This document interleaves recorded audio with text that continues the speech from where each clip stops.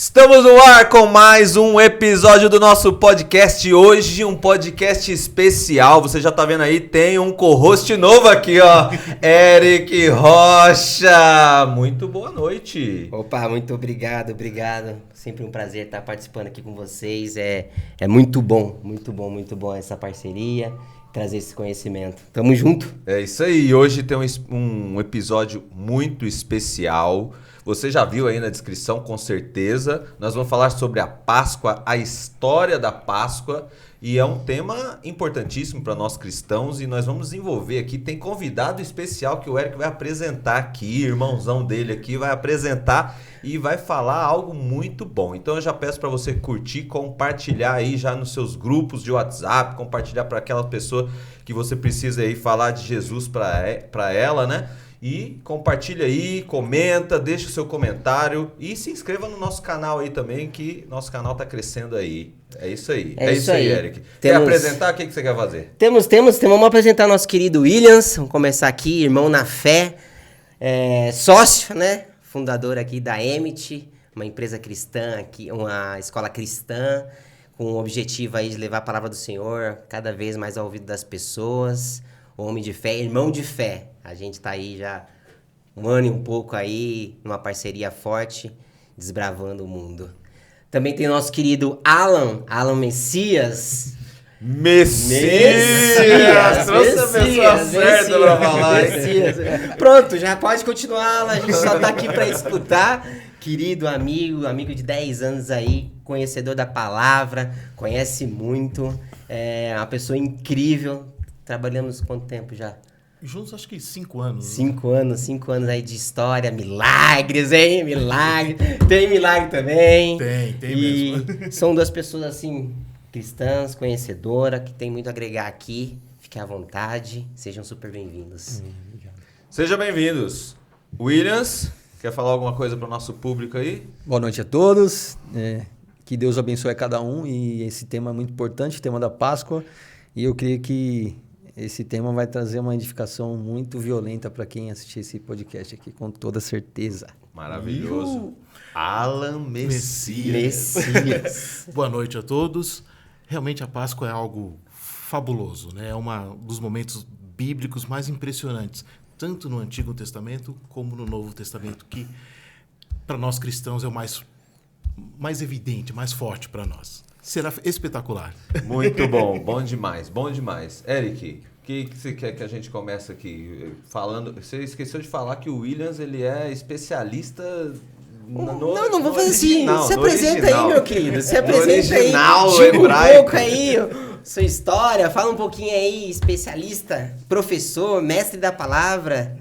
Eu costumo dizer que meu desejo por Cristo transbordou ao ponto de procurar novas possibilidades na palavra de Deus. Eu procuro dizer que eu não sou judaizante, mas eu consegui achar Cristo não só na história, não só na palavra, mas nas letras hebraicas. Foi daí que surgiu a ideia de criar um curso Descobrindo Cristo nas Letras Hebraicas.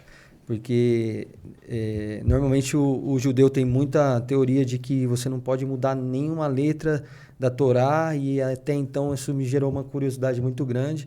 E o Espírito Santo foi me levando para esse lado, falando assim, você pode até saber uma palavra, você pode saber um contexto, mas que tal você procurar Cristo nas letras? E aí foi onde eu descobri Cristo nas letras hebraicas, e isso me trouxe uma profundidade um pouquinho mais legal aí para compartilhar aquilo que Deus tem para falar com cada coração aí. Boa. Fantástico. E a sua experiência, Alan, com Cristo, como que foi? Eu fui adventista na minha adolescência, né? E eu, através de um amigo, ele falou, rapaz, eu quero te apresentar alguém muito bacana. E ele começou a me dar um estudo bíblico, né? E eu fui conhecendo Jesus, falei, caramba, que sensacional. Me apaixonei por ele, me tornei adventista, mas depois por algumas divergências de dogmas, né? Assim, que eu não concordo muito. Eu me deixei a igreja e agora estou de volta para Cristo, mas de uma uma outra forma, né? De uma outra crença, uma outra. Essa pessoa que te apresentou, ela falou assim: eu conheço um outro Messias que eu quero te apresentar. Foi assim, não?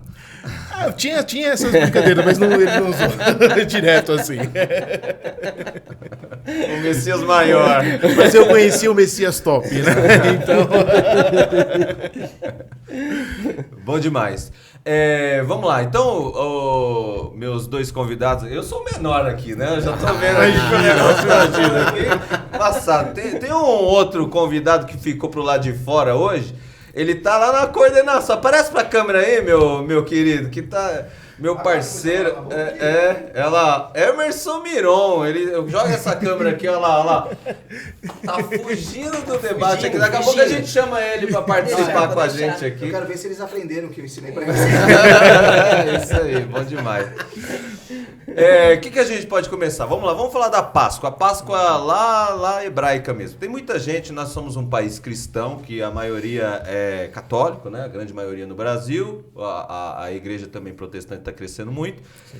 E muita gente cresce, eu mesmo fui católico por muitos anos, eu cresci com o entendimento que a Páscoa é Jesus, né? Poucos têm um conhecimento de que a Páscoa é algo que aconteceu antigo, né? Muito lá atrás. Uhum.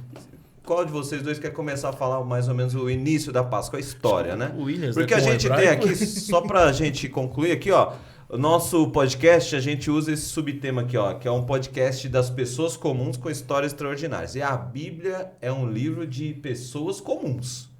Né? E com histórias extraordinárias. Então eu queria que vocês começassem falando um pouco disso, né? Da história da Páscoa. Vou começar falando a questão da Páscoa, em hebraico é Pessah. E Pessah é a ideia mais próxima do original, seria no inglês, que o inglês é Passover. E Passover é passar sobre. Então, quando a gente pensa nesse detalhe do passar sobre, é um Deus, o nosso Deus, que é o Deus dos judeus, que nós consideramos o nosso Deus cristão, que através dessa situação que aconteceu no Egito, quando eles estavam escravos, a Bíblia coloca como 430 anos de escravidão, mas quando a gente considera aqui, já vem um detalhe bíblico aqui, que quando Levi morreu foi por volta de 117 anos de idade ali. Normalmente a Páscoa e a escravidão tem mais a ver com entre 80 e 117 anos de real escravidão. Porque considerando a época de José, que ainda era governador do Egito, até acontecer de um faraó falar assim, eu não quero saber desse povo aqui no Egito, foi mais ou menos entre 80 e 117 anos. E aí Deus já dá o contexto de que a escravidão já vinha desde o tempo que não estava no lugar que ele sonhou. Então, mesmo José sendo governador, e aqui já vai uma chave muito violenta, mesmo José sendo governador, ainda não estava no lugar que Deus preparou. Então, isso para Deus já era considerado escravidão. Por mais que ele te coloque no lugar de sonho, por mais que ele realize os desejos do seu coração, você estando no lugar que não foi o lugar que ele sonhou, você pode até se considerar que está vivendo bem, mas ainda é um lugar de escravidão para Deus. E aí, nesse momento, considera as 10 pragas que Deus colocou ali, e a Bíblia fala que Deus os tirou com mão forte. E quando você pensar nas 10 pragas, sempre pensa no Deus falando com um faraó que estava com o coração endurecido. Aí depois, mais para frente, se quiser, eu explico um pouco sobre o endurecimento do coração. E é como se Deus estivesse arrancando aquele povo com 10 dedos. Então, quando ele tira a última vez, ele está pressionando aquele cara no sentido de que a partir de agora não tem como você escapar da minha autoridade. Então, a 10ª praga, que é a praga da Páscoa, literal, é a hora que Deus fala assim, a partir de agora morre o primogênito daquele que não cumpria aquilo que eu estabeleci como lei. Então, não importa se você era judeu ou não, se você cumprisse a autoridade de Deus, porque não foi o diabo que mandou um espírito para matar os primogênitos, foi o próprio Deus que ordenou e falou assim, a partir de agora eu vou mandar, e a Bíblia não disse se era anjo, se era um espírito, só disse que era alguém ordenado por Deus, um espírito, que ele entrava na casa que não tinha cumprido com as exigências de Deus.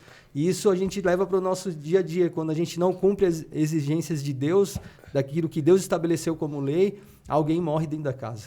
E ali foi um que foi fragilizado por essa situação. E isso é a Páscoa, é quando Deus manda um espírito ordenado por ele e passa diante do batente da porta. Se ele vê que não tem o sangue do cordeiro, ele passa por cima. Então, a Páscoa era literalmente a libertação de alguém que cumpriu as exigências de Deus e, por cumprir as exigências de Deus, aquele espírito que traria a morte para aquele mais frágil da casa, ele passa por cima e vai procurar uma casa que não cumpriu. Então, isso é uma realidade no nosso dia hoje. E a ideia da Páscoa vem de Kiddush, o judeu costuma dizer que eles usam 15 situações para o ritual da Páscoa. A gente, quando pensa na Páscoa, normalmente é um chocolate, é um ovinho, mas para um judeu é a história da libertação a partir desse ponto. Quando ele fala assim, vamos fazer um pão do fermento, um pão sem fermento, que é chamado de pão matzah, que você usava só água e farinha. Às vezes, se tivesse um pouquinho de azeite ou sal, você colocava, mas normalmente o judeu naquela escravidão não tinha.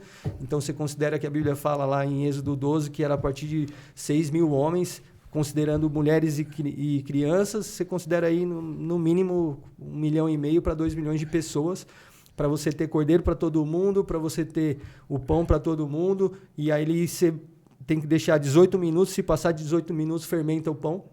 E é interessante essa curiosidade, porque na Páscoa você tem que tirar todo o fermento da casa. Você procura o fermento que tenha na casa e durante 7 dias não pode ter fermento na casa.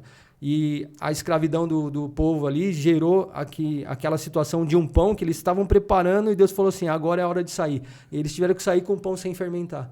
E aquilo é a representação de que, a partir desse pão sem fermento, vocês têm uma nova realidade para vocês, porque é o pão sem pecado. Quando vocês se alimentam daquilo que não tem pecado, existe uma nova realidade para vocês. Essa foi a ideia da Páscoa. Só que para um judeu não é simplesmente só o pão. É o pão, dentro do Kiddush, lá é um ritual de 15 situações diferentes. E por que normalmente eles usam o número 15? Porque no dilúvio teve lá 150 dias de água lá durante o tempo do dilúvio e eles consideram 10% disso, como se fosse ofertar para Deus esses 10%. Então, quando você vai ver, nos Salmos tem os cânticos dos degraus, são 15. Quando você pensa na ideia da Páscoa, eles também fazem um ritual com 15. Quando você vai escrever em hebraico o número 15, você não pode escrever no contexto normal, porque senão vai gerar a contração do nome de Deus, Yud, Rei, Vav, Rei. Então, você não pode escrever 15, você tem que mudar até as letras para você escrever o número 15. Então, a simbologia do número 15 é muito forte devido a essa conexão das histórias. E aí, quando você pensa no Kiddush, eles usam vários elementos para gerar essa ideia. É a amargo, aquela erva amarga que você usava para lembrar do sofrimento do Egito. Às vezes, eles usam um ovo para dizer que a riqueza ela pode estar em vários lugares, porque o ovo você não consegue colocar de pé. Então, de um lado a riqueza vai estar para uma pessoa, no outro ano vai estar para outra. Então, essa é a ideia desse ritual. Então, todo esse ritual, ele tem um significado. É isso que você está querendo dizer, né? Porque muitas vezes as pessoas olham para esse ritual e pensam assim, pô, eles são muito religiosos, né? São muito dogmáticos, né? Mas na verdade até a numerologia, né? Tudo tem um significado. Tudo tem isso. Eles se preparam até mais, né? No período de Páscoa. O tempo que eles se dedicam em família é uma preparação, porque eles passam por todo esse processo. Sim. Inclusive, se não me engano, eles ficam algumas horas em oração, os pais contam para os filhos todo o processo da Páscoa. Tem até a questão até de que eles costumam fazer umas 4 perguntas. As crianças perguntam para os pais por que do momento, por que você tem que comer deitado, por que aconteceu dessa forma. Então, tem umas perguntas que já são de praxe eles fazerem como se fosse um ritual de celebração mesmo. Aí que o judeu fica bravo numa hora dessa, porque eu consigo ver Cristo em todos esses detalhes. E aí eles falam que não tem como, porque é uma história deles, não é uma história de Cristo. Mas é o que eu digo para todos, e não tem como tirar isso da minha cabeça. A Bíblia foi feita para apresentar Cristo. Então, se o judeu faz um ritual de história, ele não vai estar apresentando outra coisa, não tem como, ele vai estar apresentando Cristo. Não tem como tirar Cristo. Não tem como tirar Cristo de história alguma. Tudo aponta para ele. Então, dentro desse ritual, tudo vai apontar para ele. Tudo. Cada detalhe. Achei muito interessante o fato de você colocar uma observação, uma forma de ver, né? De que Deus ele coloca a mão, né? Representando os 10 dedos. E tirando o povo daquele lugar e querendo colocar onde ele prometeu. Lógico, ele tirou, né? E aí ele passa por um processo até chegar. Mas aí fica muito claro as 10 pragas e todo esse sentimento. É muito interessante isso, e olhar dessa forma, né? Porque, vamos lá, quando você pega algo, você pega com cuidado. Uhum. Então, imagina quando você vai pegar o povo, parece que tudo tá horrível, parece que tudo tá um caos. Porém, essa ação de você pegar com cuidado e trazer para você e colocar é um cuidado. E aí corrobora com a Bíblia, né? Quando a Bíblia diz lá, Paulo vai escrever aos Colossenses, ele nos libertou do império das trevas e nos transportou para o reino do Filho do seu amor. Essa palavra no original do grego quer dizer que você pegou com raiz e tudo, tirou de um lugar e plantou em outro lugar. E é exatamente isso que Deus fez. Fantástico, fantástico. Você fala que é mão poderosa lá de Deuteronômio, né? Mão forte, né? Que Deus nos tirou do reino e, né? Com mão poderosa. Aí ele fala também braço estendido, né? Sim, Tem sim. algum significado pro braço Total, estendido? total. O braço estendido para eles, para os judeus, significa que é como se fosse um pai erguendo o braço para gerar uma expectativa de uma resposta do filho. Mas aí vem uma ideia, o hebraico ele é muito didático, é como se Deus estivesse explicando, sempre desenhando para uma criança que não tem entendimento nem de fala nem de escrita. Isso é muito curioso, porque quando Deus vai explicar alguma coisa, ele é muito didático. E aí o judeu costuma dizer que é tudo só para ele, mas na verdade não. É Deus falando para alguém que teria um pouco mais de entendimento para passar para os irmãos mais novos. Então a ideia de Deus nunca foi escolher um povo para esse povo ser o único povo eleito. Não, é escolher um povo para que esse seja o povo, o irmão mais velho, sabe? De falar assim, ó, o pai deixou uma missão aqui para eu ensinar para os outros irmãos. As outras nações seriam os outros irmãos. Seria o povo da alegoria, né? Exato. Que traz a alegoria, traz a Isso. instrução para ensinar para quem puder assistir, né? Que puder ver, conviver com eles. Né? Exatamente. Aí vem da ideia do braço estendido. Olha que curioso isso. Quando você pensa na ideia de súplica no hebraico, é uma palavra que ela vem de um contexto de você pegar um pai que está com uma corda amarrada na cintura e o filho que naquela época eles costumavam ir para grandes distâncias e aí colocava uma corda amarrada no filho. Então ele não colocava tão perto para o filho poder brincar, se locomover, mas ele estava sempre com a corda amarrada, porque se caso a criança caísse, tropeçasse, sentia a corda puxar e aí você ia lá para ver qual era o problema. A questão da súplica, para a gente entender o desenho de Deus didático, é que quando a corda quebrava, a criança ficava clamando pelo pai. Pai, me ajuda, eu estou aqui perdido, a corda quebrou, vem me ajudar. E a questão de vem me ajudar é realmente a ideia da palavra súplica, porque é como se uma criança jogasse a corda para o pai pegar aquela corda e amarrar de novo, porque a corda quebrou. Isso aconteceu quando Adão e Eva pecaram. Eles erraram ali no contexto e eles quebraram a conexão com Deus. Porque quando Deus diz lá em Gênesis, fala assim, onde você estava que eu não te achei, não é que Deus não conseguia saber onde ele estava. Ele falou assim, onde você se perdeu que a gente perdeu a nossa conexão. E aí quando perde a conexão, alguém clama por uma resposta de Deus para pedir, volta a conexão, porque não tem como. Então, todos que suplicavam, é como se jogasse essa corda para amarrar de novo. E o interessante e didático disso é que quando você joga uma corda e amarra de novo, essa corda fica mais próxima e o elo fica mais forte. Então, essa é a ideia quando eles fazem isso, mão forte e braço estendido, para o judeu, é como se fosse essa ideia. Ó, a mão do seu pai aqui para trazer de volta e te puxar. Só que para nós cristãos, é essa a ideia. Então, eu até quero pegar esse gancho que você falou uma coisa bem interessante. Essa parte da corda é sensacional, né? Você dá um nó, a corda fica mais curta. E detalhe, mais próxima, né? Mais curta. A gente fala que é mais curta, mas ele tá falando que é mais próxima. Mais próxima. Eu gosto muito desse texto que você está falando de Gênesis, que é o seguinte, eu já falei muito sobre isso. Quando Deus chega para Adão e pergunta onde estás, Gênesis 3:9, né? Onde estás? Né? Não é exatamente, não é isso que quis dizer, que ele não estava vendo. Na verdade, é porque perdeu a conexão. Eu gosto de usar esse termo porque hoje nós estamos num mundo de muita conexão, né? Exato. Então imagina que cortou esse fio aqui, o meu som ele não vai funcionar mais, né? Então perdeu a conexão. Quando o homem pecou, a conexão vertical foi perdida. Aí em Gênesis 4:9, Deus faz a mesma pergunta para Caim. Onde está teu irmão? Onde está teu irmão Abel, né? Então é a mesma pergunta. Por quê? Porque houve outra perda de conexão. Agora já uma conexão horizontal foi perdida ali. E o que acontece? Quem que trouxe a conexão novamente? Jesus. Aonde? Eu ia comentar justamente sobre isso, né? Porque o passo de trazer a conexão com Deus já é a própria Páscoa.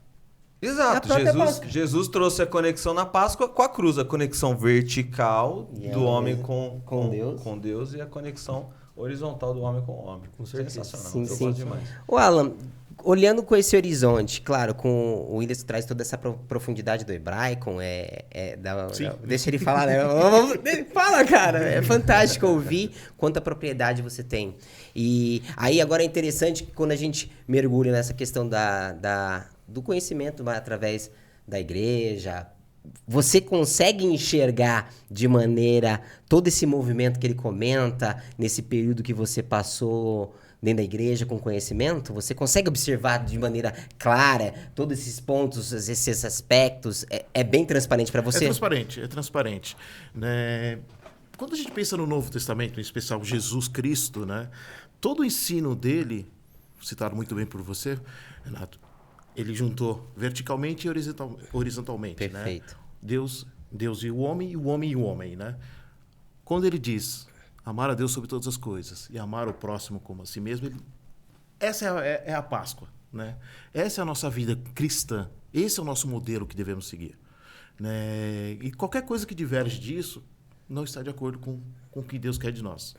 Ele quer que nós amemos a Ele sobre todas as coisas e o nosso próximo como a nós mesmos. Então, sim, é transparente, Eric. É transparente, porque quando a gente volta para a Páscoa, a gente enxerga isso, né? Sim. Ele está falando, ei, existe o faraó.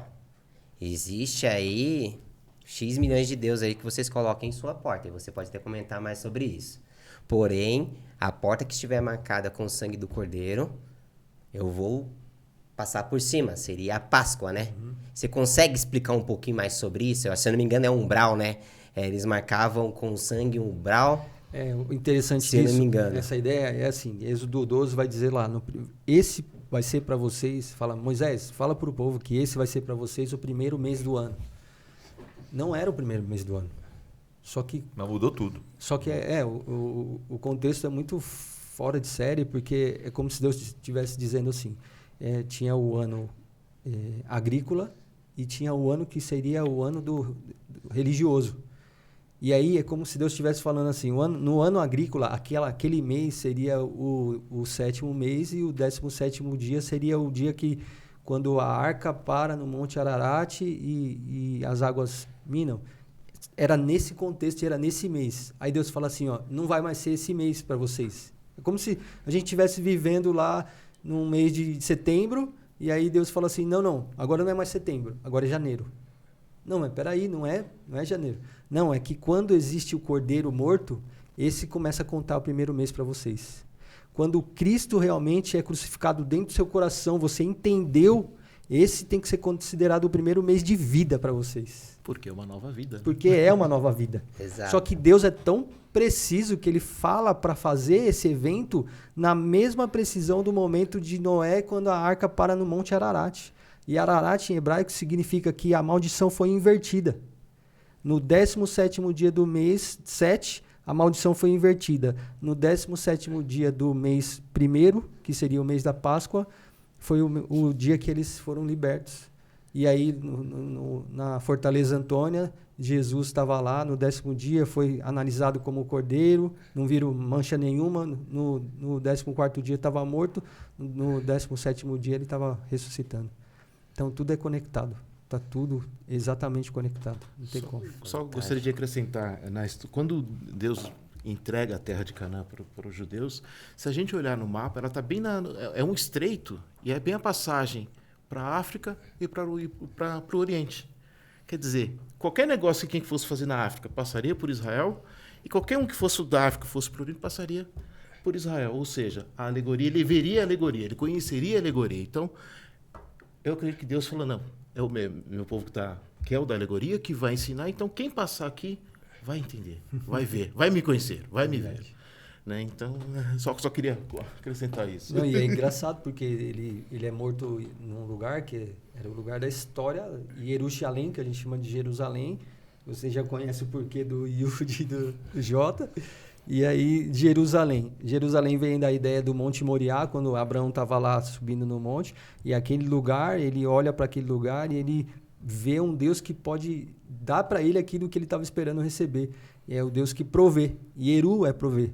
E quando fala Shalem, é que aquele lugar era uma terra que era chamada de Cidade da Paz. Então, quando ele chega naquele ambiente, ele percebe que Deus provê aquilo que ele precisa. Ele fala que seria o cordeiro, mas, na verdade, naquele momento, Deus provê para ele o carneiro, não o cordeiro. E muita gente, às vezes, não considera esse detalhe. Mas a Bíblia diz lá em Êxodo 12 que você poderia escolher ou um cabrito ou um cordeiro de 1 ano. E o cabrito vai se tornar bode. E o cordeiro vai se tornar o carneiro. Então, tem esses dois detalhes. Por que poderia escolher um cabrito ou um cordeiro? Porque com 1 ano de idade, ele não tem maturidade para ser ofensivo demais. Então, é como se Deus estivesse dizendo, se você só tem um cordeiro ou um cabrito, não importa qual dos dois você tem, até com menos de 1 ano, tá? Então, ele está apontando para Cristo, porque tem a inocência que precisa. Dele, a inocência dele. Tem a inocência que precisa. Interessante isso, super interessante, né? Lógico, voltando um pouquinho no começo aqui, quando a gente enxerga as orientações por Faraó, né? Aí a palavra diz que Deus endureceu o coração dele. Isso é um tema um pouco complicado até de se explicar, né? Porque, peraí, Deus está endurecendo o coração do Faraó, então qual que é o plano? O que está acontecendo aqui?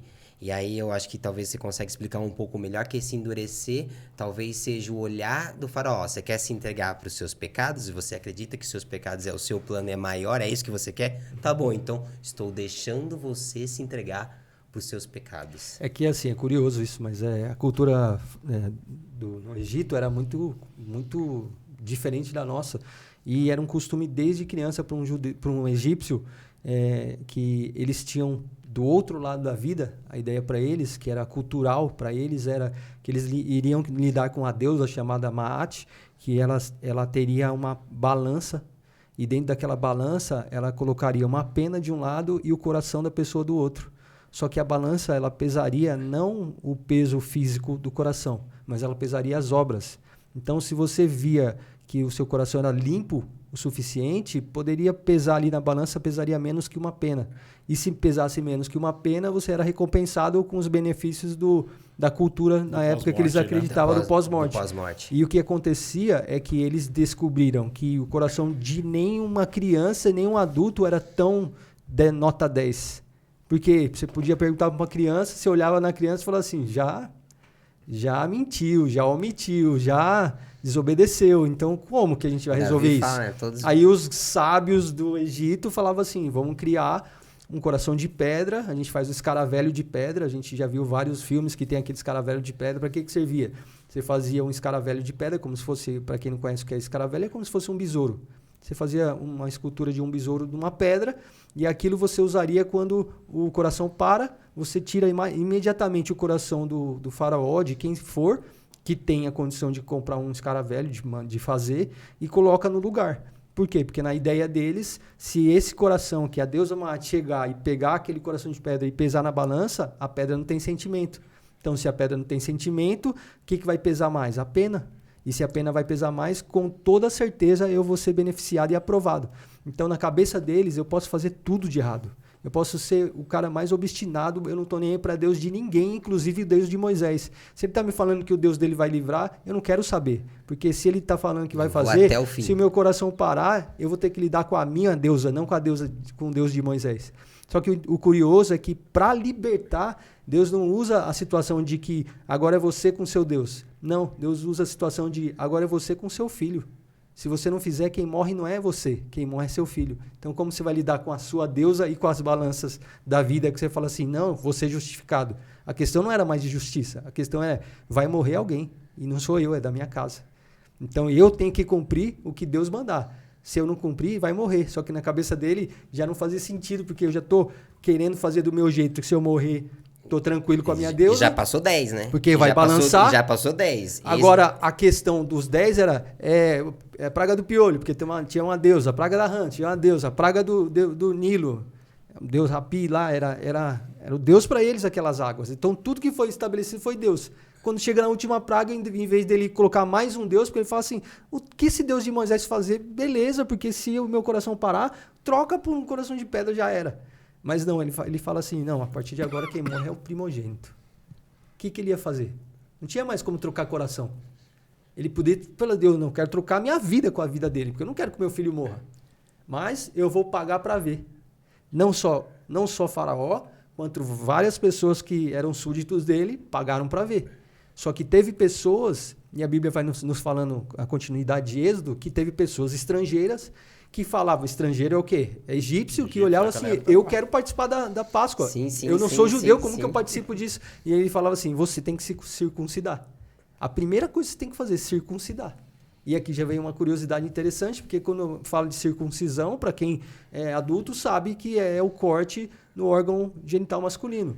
Só que daí vem a curiosidade, por que tinha que fazer algo assim? É como se Deus estivesse falando, tira da sua intimidade o excesso de carne. Então, é basicamente isso. O que é a circuncisão? É você tirar da sua intimidade o excesso de carne. Você não vai precisar sair por aí mostrando para as pessoas que você tirou o excesso de carne da intimidade. Você vai ter tirado diante do seu Deus, porque a sua intimidade nunca é exposta para as pessoas. A sua intimidade você guarda para si. Só que ela está cortada. Era literalmente isso para um judeu. Aí vem Paulo e fala assim, a circuncisão agora já não é mais física, é do coração. Então você pode estar com a sua camiseta do jeito que você está, com o seu boné, mas Deus sabe o quanto você tirou o excesso de carne de dentro do seu coração. Essa é a ideia. É Deus que sonda os corações, né? Tanto é que Davi, ele era um homem segundo o coração de Deus, né? Então, é no íntimo mesmo, né? Deus que faz... É fantástico isso aí, né? Nossa, forte, né? E outra, você olhar, né? Coração de pedra. E você tem que... E outra, você passou as 10 pragas, você viu tudo o que aconteceu e Deus está trabalhando em todo momento, em todas as pragas, com um significado, porque Deus é perfeito no seu plano, no começo, meio e fim. E aí ele coloca o último, uma situação para o faraó refletir sobre o coração dele próprio. Ele falou assim, peraí, você tá achando que sou eu? Isso é uma resposta interessante para as pessoas quando fala sobre você endureceu o coração. Não. Eu deixei lá no final ele colocar em cash o que ele quer para ele com o coração duro dele. E uma coisa legal é que nas primeiras pragas, né, Moisés, por intermédio de Moisés, Deus fazia, os sacerdotes faziam também o equivalente. Então o faraó devia olhar assim, Tá tudo bem. Tá tudo bem. Eu consigo fazer também, né? E foi assim, a 10ª não tem jeito, né? Ele não tem... Ele vem e fala assim, ele é bom mesmo. E a paciência de Deus, né? Você vê a primeira, eu consigo fazer também. Deus, olha, vamos para a segunda. Não, eu consigo fazer também. Tá, Deus está deixando, Deus está dando corda. Né? Está deixando ele pensar que ele consegue. Até que chega um momento que não dá mais. Isso dá para fazer uma analogia também para conversão, por exemplo? Aquelas pessoas que são duras, né, para se converter, e Deus ele vai permitindo certas situações, né? Porque eu acompanho muitas pessoas que têm aquele coração duro, né? De tipo, não aceito e tal. E aí Deus vai, não, tá tudo no meu controle. Dá para trazer essa? Eu acredito que sim. Né? Porque às vezes as pessoas têm que passar... padrão científico. Eu consigo fazer. Não, tudo bem, isso aqui eu consigo fazer. Mas chega um determinado momento que Deus chega, agora não dá mais, agora é comigo. Aí a pessoa, é nesse momento que a pessoa, agora eu não consigo mais. Mais ou menos, ou eu aceito... É a 10ª, peraí. É praticamente a 10ª. Até aqui eu conseguia sozinho, Senhor. Exato. Agora Deus coloca a situação que você fala assim, comigo. E agora? Eu tô aqui, ó, e Deus só fica esperando. Vamos lá. E aí, você vai se sim. prostrar ou não? É muito interessante isso. E foi o que o faraó não fez, ele não se prostrou. E aí teve um preço a pagar. E foi um preço alto muito Romanos caro. 1 vai dizer que Deus entregou as paixões infames dos homens, né? E quando fala sobre isso, você pegar a palavra homem e mulher no contexto judaico, no hebraico, e ish e ishá. Em hebraico é esse termo. Mas eu queria colocar esse ponto para ver como que é forte a didática de Deus. Porque quando você tira a contração do nome de Deus, normalmente o nome de Deus para um judeu, você lê com 4 letras. É o tetragrama sagrado, é chamado de tetragramaton. E aí, quando você coloca a contração, você pode usar 2 letras para indicar que é o nome dele, ou apenas uma letra vai indicar que o nome dele está em algum lugar. Então, quando você pensa na palavra Ish, é como se você colocasse uma letra no nome de Deus, porque a palavra Ish vem da ideia de uma palavra que é chamada fogo em hebraico. Quando eu falo fogo em hebraico, eu falo Ish. Quando eu acrescento uma letra, eu estou falando que é o nome do homem. Quando eu falo Ishá, eu tiro essa letra que eu coloquei no nome de Deus e pego outra letra do nome de Deus e coloco no nome da mulher. Então, mulher tem uma contração do nome de Deus no fogo e o homem tem uma contração do nome de Deus no fogo. O que Paulo fala quando ele fala assim, e Deus os entregou às paixões infames, Romano 1. Ele está dizendo assim, as pessoas não querem saber de Deus. E se elas não querem saber de Deus, tira o nome de Deus de dentro da pessoa. Então ela já não sabe mais o que ela é. Ela acha que é homem ou mulher, ou gosta de planta, ou de animal, ou de qualquer coisa, porque ela deixou que o fogo consumisse a vida dela e aquilo que ela decide por atitude. Então tudo é consumido pelo olhar, pela atitude, pelo benefício, pela obstinação. Por quê? Porque está sem Deus. Então, seja um homem ou seja uma mulher, você percebe hoje em dia, na modernidade, as pessoas que correm atrás de si mesmo, dos seus próprios interesses, dos seus próprios prazeres. O que elas querem dizer para si mesmo? Eu quero viver do fogo, não do Deus que criou esse fogo. Porque se eu viver com Deus dentro de mim, eu me torno o homem que ele sonhou. E se eu viver com Deus dentro de mim, eu me torno a mulher que Deus sonhou. E aí eu estabeleço as leis que ele colocou. Porque 10 pragas, aí vem os 10 mandamentos, aí vem Jesus e meio que trava tudo em 2. Ama ao seu Deus acima de todas as coisas e ao teu próximo com a ti mesmo. Jesus não falou assim, ó, decorem os 613 leis. Por favor, vocês precisam decorar urgente. Não, Jesus falou assim, ó, se você amar a Deus de todo o seu coração, de toda a sua alma e com toda a sua força, e no hebraico não é força, é meode. Quando Deus fala assim, ó, fez um negócio no primeiro dia, tá bom. Ah, vai o terceiro dia, bom. Aí no último dia fala, tá muito bom. A palavra muito bom ali é meode. É que é algo extremamente bom, mas ele coloca duplo. Então, quando fala assim, ama o Senhor teu Deus com a tua alma, com o teu entendimento, com toda a tua força, está falando assim, ó, ama o Senhor teu Deus com o teu muito, com a tua muita inteligência, com o teu muito talento, com o teu muito benefício, com a tua muita riqueza, que para ti parece muito, mas para mim é o quanto eu acredito que seria benefício você fazer tudo isso na minha presença e distribuir isso para as pessoas. Porque se você tem muita inteligência e você acredita naquilo que eu construí para você, porque essa inteligência fui eu que te dei, você vai transbordar isso para as pessoas com paz, com mansidão, com benefícios que vai trazer para a pessoa. Agora, quando eu uso ao meu favor, não preciso de Deus para nada, porque eu sou autossuficiente, você está tirando Deus dessa sua situação. Então, em vez de você se tornar o Deus o homem que Deus sonhou para você, você se torna um fogo. Então, para tudo, você só queima as pessoas. Não, eu não quero, eu posso, eu sou isso. Só queima as pessoas, hein? Quero citar Paulo. É um bom exemplo disso. E ainda ajuda na resposta da conversão. Paulo tinha um fogo de destruir o cristianismo. Yeah. Ele queria destruir, arrebentar, acabar. E na concepção dele, ele estava dentro da lei. Ele estava fazendo tudo dentro da lei. Ele estava certo. Ele tinha ciência que estava correto. Até que ele encontrou com Deus. Quando Deus agora é comigo. Né? E ele muda a postura. E é uma virada forte, né? É uma virada forte. É uma virada forte, porque hoje Paulo representa aí quase 30% do Novo Testamento. Ou seja, muito do que chegou, o Evangelho chegou por causa do Paulo, senão não chegaria para nós. E outra, se ele não aceitasse isso, não virava essa chave, ele não ia conseguir receber tanto de Deus. Ele literalmente saiu de carvão para diamante. Exatamente. E não sei se todos sabem dessa curiosidade, mas todos nós temos carbono no nosso corpo. E os elementos do carbono é 6 nêutrons, 6 prótons e 6 elétrons. É 666. Nós temos no nosso corpo isso. E o carvão tem isso e o diamante tem isso. Então, 3 situações no planeta, na natureza, que existem o elemento do carbono nessa proporção é no carvão, no diamante e no ser humano. Isso existe. E aí Deus olha para nós e fala assim, você quer ser o quê?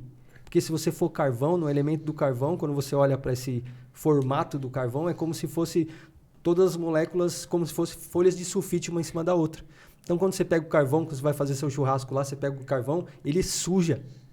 Ele te suja demais, porque ele é muito frágil. Então, tudo que ele pega, ele joga pó, ele suja, ele enfraquece, ele faz tudo ruim. Só que o diamante é o mesmo elemento. E ele queima fácil também. E ele queima fácil. Igual sulfite mesmo. Exatamente, porque é como se fosse folhas de sulfite uma em cima da outra. Agora, o diamante não. O diamante é como se fosse cubos com um elemento parecendo segurando uma parte com a outra. Então, são cubos precisos e fortes que estão um ligado no outro. Então, cubos precisos e fortes, um ligado no outro, faz com que aquilo seja tão duro que para você cortar um diamante, você só precisa de outro diamante para cortar. E aí, quando Deus olha para a nossa vida, é exatamente isso. Quando você permite ser forjado por Deus nos problemas, situações da vida, que normalmente você não sabe como lidar, se você permite Deus agir na sua vida sendo resposta para aquela situação, porque muitas vezes a gente tem escolha. Passei por uma situação difícil, eu vou ser carvão. Eu vou falar para todo mundo que está errado, Deus é ruim, Deus não me ama, Deus não me quer. Sujando. Agora eu posso se tornar diamante, falando assim, essa situação ruim pode forjar o meu caráter. Então eu vou aguentar até o fim, vou resistir, como o Jó fez. Diamante. Então é uma pessoa que se levanta como um cubo. E ela se põe numa posição que ninguém tira ela daquela posição. E só que um cubo ligado no outro é a igreja de Cristo. Porque se eu sou uma pessoa que resisto às situações, problemas da vida, você também, quando a gente se une, a gente não tem nada para ofender e nem para manchar ninguém. A gente vai ser sempre alguém que vai lapidar o outro alguém. Porque se você é diamante, eu também, alguma lapidação você vai tirar de mim e eu vou tirar de você. Aí vem a ideia do contexto de Paulo quando ele fala da palavra glória, porque no hebraico glória é kavod, que é o peso da glória de Deus, que não era Shekinah, que todo mundo conhece como Shekinah, porque o Fernandinho trouxe essa ideia, acho que ele leu rápido lá e não percebeu, porque Shekinah vem de uma ideia de os judeus criaram, mas não tem na Bíblia nem na Torá essa palavra. Então essa palavra Shekinah, que é glória de Deus, via da ideia de como se fosse um Deus vizinho, que tudo que você precisa ele te dá. Só que na Torá não tem essa palavra, tem a palavra kavod. O que é kavod? É a ideia de peso de glória. É quando você coloca na balança, naquela época tinha a ideia de você chamar reis para... o rei fez um aniversário, aí você vai dar um presente. O que eles faziam? Colocavam uma balança e colocavam o rei em cima da balança. Era cultural isso. E então chegava com presente, aí chegava lá, levava um presente, o outro levava um presente, cada um levava um presente, até que aquela parte do presente estava tão cheia, que ficava mais pesado do que o rei. Legal, E aí ele levantava daquele lugar falando, eu tenho realmente um peso de glória. E essa é a ideia da palavra glória em hebraico. Tanto é que tudo faz sentido e aponta para Cristo. Por quê? Porque quando Joquebede ficou grávida e ficou 3 meses lá segurando, não conseguia falar para ninguém. Joquebede, que nós conhecemos como essa palavra, é Io, que é a contração do nome de Deus, e Keved, que vem da ideia de Kavod, glória de Deus. Então, até Moisés vem porque a glória não era para o homem, não era para ela, não era para ninguém. A glória era sempre para Deus. Então, quando a gente entende isso, Paulo vai para outra ideia do grego, ele fala assim, não, no grego eu não posso explicar isso, que a pessoa não vai entender. E aí ele joga a ideia de doxa, que é doxologia, a gente conhece como o estudo da glória de Deus. Por quê? Porque ele fala assim, glória para nós agora é como se fosse um diamante lapidado. Por quê? Porque você conhece Cristo através de uma faceta e eu conheço através de outra. Então, quando eu entendo isso, eu te respeito como o conhecimento de Cristo, porque até onde eu cheguei foi a faceta que eu consegui enxergar de Cristo. Só que o jeito que você enxergou é uma outra. Então, você vai mostrando partes do diamante até que ele se torne um diamante completo. Por isso que eu costumo respeitar, a pessoa dança para Jesus, a pessoa faz mímica para Jesus, a pessoa sobe a montanha para Jesus. É uma faceta que ela viu, que talvez eu não tenha visto. Então eu procuro respeitar. Não, cada um tem realmente uma forma de enxergar, né? E isso vai até as religiões, acredito, né? Não só religiões pelo mundo, mas no Brasil mesmo. No Brasil mesmo tem vários cristãos que... Tem um segmento diferente. Exatamente, né? as suas doutrinas. E cada um tem que ser respeitado, porque, né, o que importa é que a palavra seja pregada. Eu gosto muito de um texto que os discípulos de Jesus chegam para Jesus e falam assim, mestre, nós vimos pessoas, quando Jesus enviou, não lembro se foi os 12 ou 70, acredito que foi os 70, ou os 12, não sei. Aí eles voltaram, todos felizes, né? Mas nós vimos pessoas lá que não te seguem, mas estão expulsando demônios, estão fazendo tudo. Nós os proibimos, nós fizemos certo? E achando que estava balando, né? Foram Jesus 70, falou, né? não, foram 70, né? Não, o que importa é que seja pregada a minha palavra, né? Então, tipo assim, não é a forma. Filipenses, né? Não é a forma. Então, o que importa 1:18, é né? cada um enxerga de uma forma. Isso está dentro da Páscoa, porque quando eles saem do Egito, e aí eles vão pro deserto lá, passam pelo Mar Vermelho, que é chamado de Yansuf, que não é vermelho, a ideia de suf lá vem da ideia de umas algas que eram meio avermelhadas, mas vem da ideia de final. Para um egípcio, o sof vem da ideia de sofite. Às vezes uma letra em hebraico você coloca ela no começo ou no final. Então o final para um judeu ou para o egípcio ali era sofite. Então Yansuf era a ideia de um mar final. Por quê? Porque quando eles olharam os judeus ali, falaram assim, não tem chance de sair daqui dessa situação, já era. Só que quem que acabou foi os egípcios, foram os egípcios. Só que aí quando ele passa um pouco mais, passa pelo mar, o que acontece? Eles veem um lugar com muita riqueza e 70 palmeiras. E aí vem Jesus e envia 70. Tá vendo como tudo aponta para ele? Tudo Não tem aponta como. pra ele, tudo aponta pra ele. E é muito... Eu acho que tem agora... Voltando literalmente pra Páscoa, você vê que tudo que a gente fala, tudo que a gente conversa, tudo que a gente cria conexão é Cristo. Tudo. A gente foi pro velho, a gente foi pro novo, a gente foi pra Paulo, a gente volta pra Moisés, a gente vai pra Páscoa, a gente fala de Deus, a gente fala... Tudo volta e remete a Não, até Cristo. a Bíblia, né? Até a Bíblia. Se você pegar cada livro da Bíblia, tem um Cristo ali, né? Sim. Né? E até mesmo, eu acho que é interessante a gente observar e até explicar um pouco mais do sacrifício. Porque eu acho que as pessoas têm um pouco de dúvida. Peraí, como... E aí eu vou pedir sua ajuda, que eu acho que a sua expertise aí como mestre, como que eu consigo explicar e deixar claro para as pessoas que aquele sacrifício remete 100% a Cristo e o que ele fez e o que ele faz e o que ele fez na cruz nos libertou, trazendo essa significância que arde no nosso coração da Páscoa, porque isso transforma. E eu vejo que tem muito cristão, lógico, sem generalizar, que ainda não pegou a percepção da profundidade o que é a Páscoa. Como é que a gente consegue trazer isso? Como é que a gente... Me ajuda, cara. A gente vai pro texto de Êxodo 12, que aí tá tudo bem mastigadinho lá. Aí quando você fala lá que o primeiro mês, esse vai ser para vocês o primeiro mês.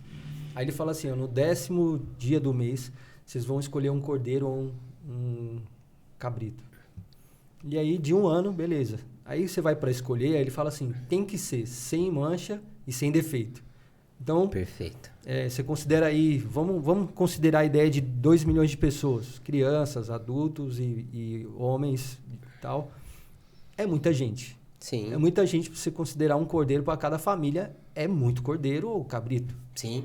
E aí você ter que pegar a sua família, sair de dentro da sua casa e procurar para encontrar o cordeiro sem mancha e sem defeito. Então, de repente, a criança olhou e falou, pai, esse cordeirinho tá bonito, esse cabrito tá bonito, mas ele tá com uma manchinha. Não serve, filho. Não serve. Não pode ter mancha e não pode ter defeito. Então eu pego um carneiro lindo, mas ele tá manco. Não pode. O que aponta para Cristo em cada detalhe? Olha o detalhe. Eu tenho que procurar. Não é que Cristo vai chegar em mim e falar assim, eu sou Jesus. Não, eu tenho que procurar. Se eu tô com dúvida, vai procurar, você vai achar. Só que toma cuidado, porque você pode achar o carneiro, o cabrito ou o cordeiro com defeito e com mancha. Te apresentam Jesus de um jeito que não é o Jesus que você devia ouvir. Essa é a ideia. Por quê? Porque você conhece um Jesus que parece Jesus, mas está lá, mancando em algum detalhe. Parece Jesus, mas tem uma manchinha. Tem uma manchinha. Forte. Será que é Jesus? Será que é Jesus? Aí vem um cara e escreve um livro, Fator Melquisedeque, que ele estava falando assim, chegava nos lugares para pregar o evangelho, a pessoa já tinha conhecido o evangelho de alguma forma, mas não tinha nem Bíblia lá. Então, quando você lê esse livro, já abre um leque de situações. Por que tantas religiões?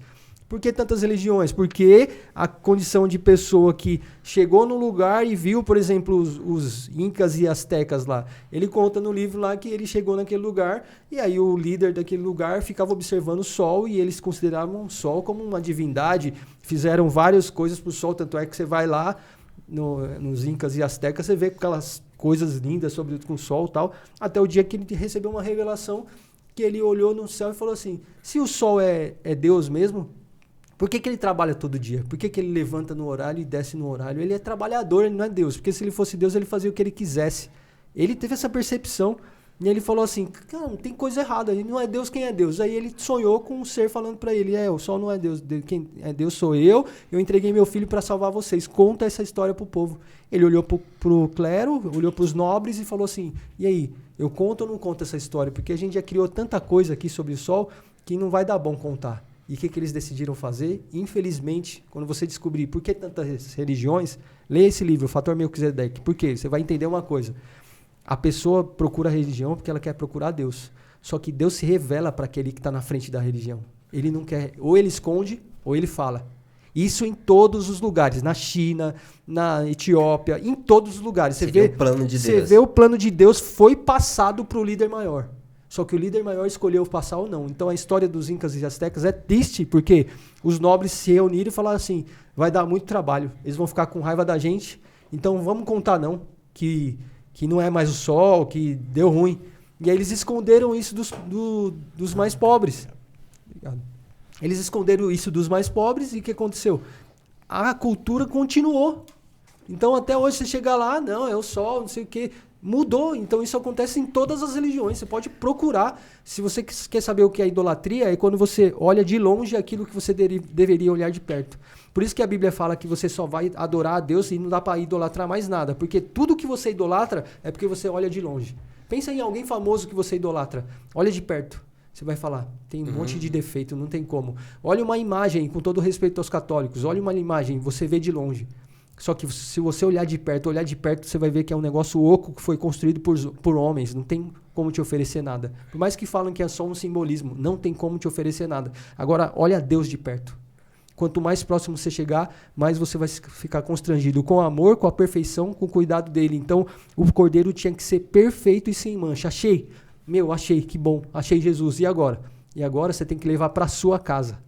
Você não tem que falar que achou Jesus e deixa ele em qualquer lugar. Você leva para sua casa. Levou para sua casa? Beleza, levei. E agora? Agora você fica 4 dias cuidando dele dentro da sua casa. Está lá em Êxodo. Exatamente essa sequência. Você pegou no 10º dia as 10 pragas, os 10 mandamentos, ao cuidado de Deus. Você achou Jesus depois de ter lido os 10 mandamentos? Não, achei a lei. Então tá manco. Se eu achei Jesus, o cordeiro perfeito. Achei e coloquei dentro da casa. Fiquei com ele 4 dias. Quantos evangelhos nós temos? 4. Aí a gente descobre que quanto mais eu tenho Jesus dentro da minha casa, mais eu tenho um carinho especial sobre ele, porque todos que estavam na casa, uma casa cheia de crianças, uma casa com poucas crianças, todas as casas cuidavam do cordeiro, dormiam com o cordeiro, davam comida por cordeiro de um jeito que era como se fosse um animal de estimação. Então não tinha como você não pegar amor por aquilo. 4 dias, você pega no primeiro dia um animalzinho que você dá para um filho, você já está gostando. Agora, tinha todo mundo ter um cuidado, todos da casa tinham que ter um cuidado com o cordeiro. O que é isso? Tanto adulto quanto criança tem que se apaixonar por Cristo todos os dias e ter um cuidado especial sobre ele. 4 dias você fica cuidando e aí no 4º dia você olha para a cara do pai, que é o dono da casa, e fala assim, ó, hoje a gente tem que sacrificar o cordeiro. Ninguém ali, absolutamente ninguém ali ia querer.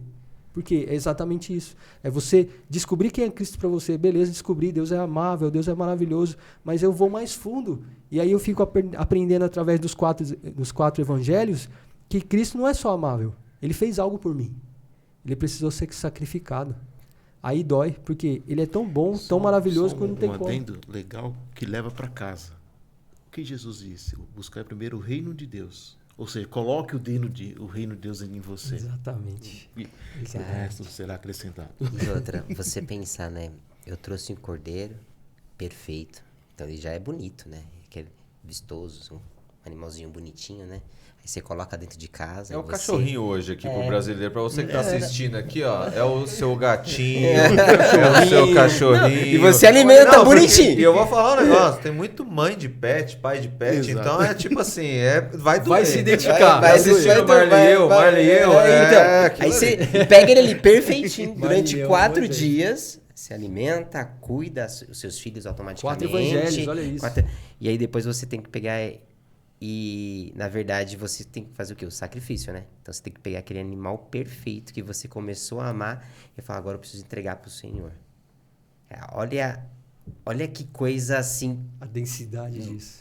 Cara, Absurdo. você se coloca numa situação que até a gente, como sacerdote da casa, vai falar, caramba, mas é pro meu Deus, eu vou fazer. É Abraão, né? É Abraão, né? Aí você considera desses 2 milhões de pessoas, 600 homens 600 mil. adultos ali, 600 mil homens adultos que teriam noção do que estava fazendo. Então você pega na casa, não é a criança que vai apresentar o Deus perfeito.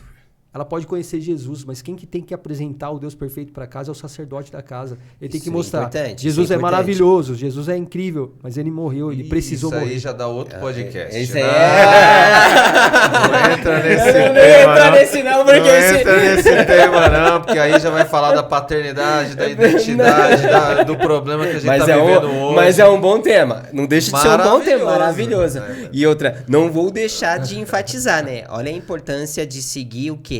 Em obediência. Em obediência. Então, a partir do momento que eu entrego a minha vida para Cristo, também há necessidade. Se eu entrei aqui, se eu quero andar com Cristo, eu preciso me manter em obediência. Que é diferente. Seu livre-arbítrio ficou lá atrás. Eu não quero Deus, eu quero Deus. Agora, se eu quero Deus com Obediência. Então, o que? O sacerdote... E ele pediu justamente isso. Falou, ó, peraí. Porque imagina assim, ó, para que você tem lá o seu cordeirinho perfeito, mas você tem a tua família. Seu primogênito tá ali. Então, ele tinha que escolher no coração dele e falar, peraí, se eu também não fizer o que Deus está me pedindo, tem um preço. Tem um preço. Porque aí aumenta até a sua fé, né? Porque ele fala, peraí, eu tenho algo maior para você. Eu vou te livrar, vou cuidar da tua família, eu cuido de você, tá aqui. Só siga o processo. E aí vai muito do que o Alan falou e que vocês comentaram, né?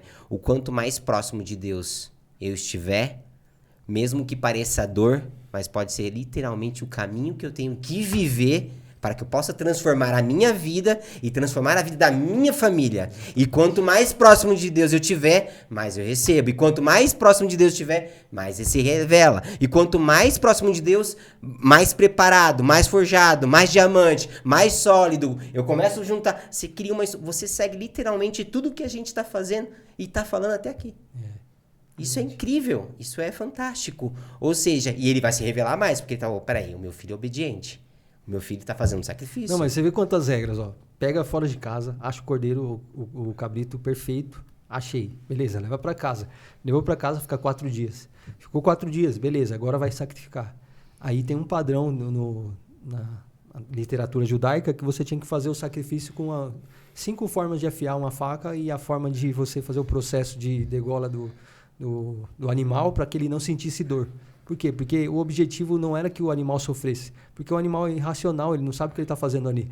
Quem realmente sofreria era Cristo Jesus, racionalmente, porque quis. Porque ele se entregou, ele não foi pego de surpresa. Não, eu não consigo me livrar de vocês. Se ele quisesse, ele não... Foi por prazer, não por sofrimento. Ele se entregou. Só que ele sentiu a dor. Então a ideia é lá, você vai fazer do jeito correto, perfeito, sacrifício. Só que aí esse sangue você não vai derramar em qualquer lugar. Você vai colocar numa bacia e aí você vai colocar na batente da sua porta. Ó a bacia, olha Jesus quando fala assim, tô fazendo a ceia aqui, e aí do nada ele vai... Não, peraí, vem cá, deixa eu lavar os pés de vocês com o quê? Pega uma bacia.